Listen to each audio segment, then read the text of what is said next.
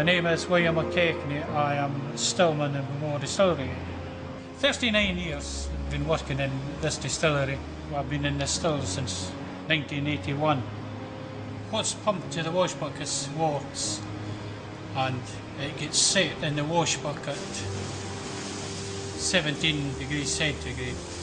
Yeast is added after 1 hour running. It's left for making for 44 hours, and we then pump it to the distillers. My name's James McTaggart. I'm one of the 3 stillmen at Bowmore, and my job is to make sure that the new spirit that's produced at Bowmore is of the quality and the profile that the company is looking for. I've been making whisky now for 30 years, and the whole of these 30 years I've been at Bowmore. I started in Bowmore in the malt barns, malting, and then I moved to the warehouse, and then I was 10 years mashing, and now I've been 12 years in the distillation side.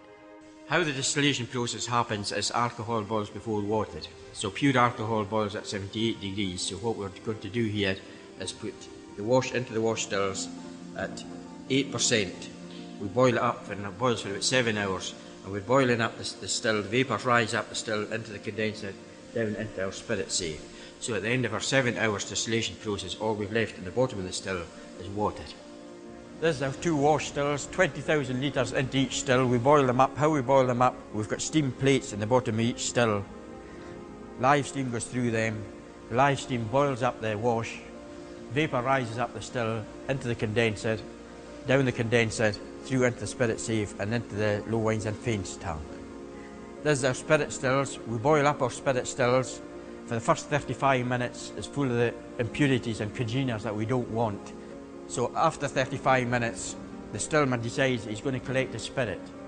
So the vapour's still rising up, hitting the condenser. By that time, he's cut the spirit back, so the vapour going up the still is very, very slow. It's just nursed up the still. It's not been pushed up the still. Hits the top of the condenser. Again, the vapour condensed into a liquid. That liquid is our new spirit. It comes into the spirit safe about 74%, and we to get down to 61%.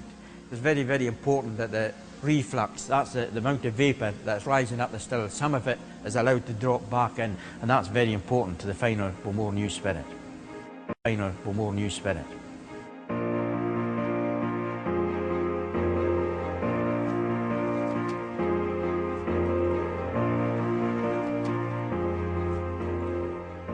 My name's Ginger Wally, and I'm the head warehouse keeper here at Bowmore Distillery, and I look after all the casks.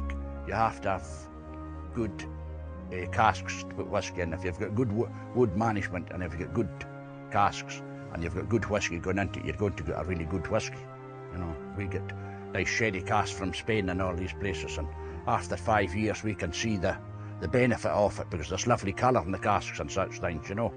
And you need a good cask to put good whisky in, you know, because at the end of the day, the benefit is in 10 to 15 years' time, you're really going to have a tremendous whisky coming out of these casks.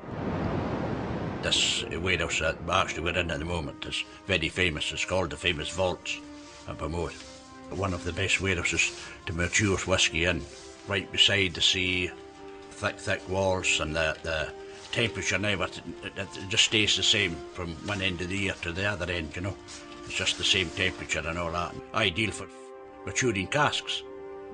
Every morning, if we're going to have a filling, we have to prepare casks for the filling, for stenciling and such things, and make sure that the hoops are nice and tight and such things, and then do our filling, and then we have to remove them to the warehouses, and then from then on it's looking after them until there's time for them to go back out.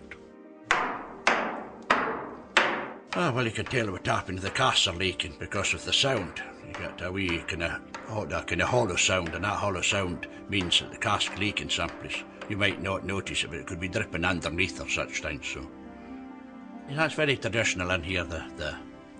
The way we work, you know, we don't want to be too modern for this type of work, you know, because it's such ideal. There's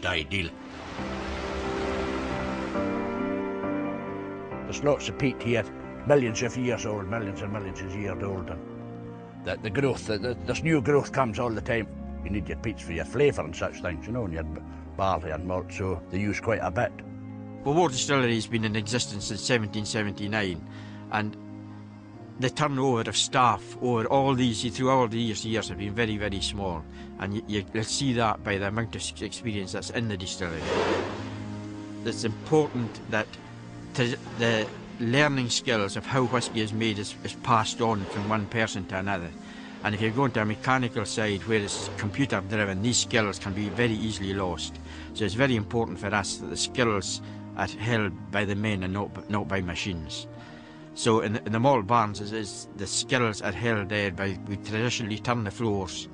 The 3 stillmen have got over 30 years experience of each man, so there's nearly 100 years of experience in the actual still house itself. We have to have the succession for us to, you know, we've got so many years experience of doing it. We've been taught by guys that really knew their job, and we like to think that we're quite good at our job as well. So we have to pass on, our knowledge has to be passed on to the guys. Because, you know, Bowmore being a premium dram, and we're always striving, you know, to be perfect. The people that make it, I think that's the bit of magic that's in it, you know, because that, you know, there's wee secrets in making whisky, but people don't want to talk a lot about these wee secrets. But there's a bit of magic in there. There must be, I think, you know, because at the end of the day, they're producing good whisky. Somebody's going to turn round in 10 or 15 years' time and say, that was tremendous whisky you had. Well, that's then you know we're really doing something right, when people can come back and say, that's good whisky and it's a great, you know, it's selling well all over the world and all that. You know, that makes you feel better to turn around and say, well, at least we've done something right, you know. People are happy with what we're making. Aye. Perfection for me is the 1964 whisky that we sent out from the distillery about 3 weeks ago. That whisky really is a benchmark that we have to set for ourselves to strive to reach with all the whisky that we're making. If we can reach that standard, then that is, for me, is perfection. We see ourselves as just caretakers of the Bowmore spirit, and we're just passing it on in a moment of time to the next generation that's coming on.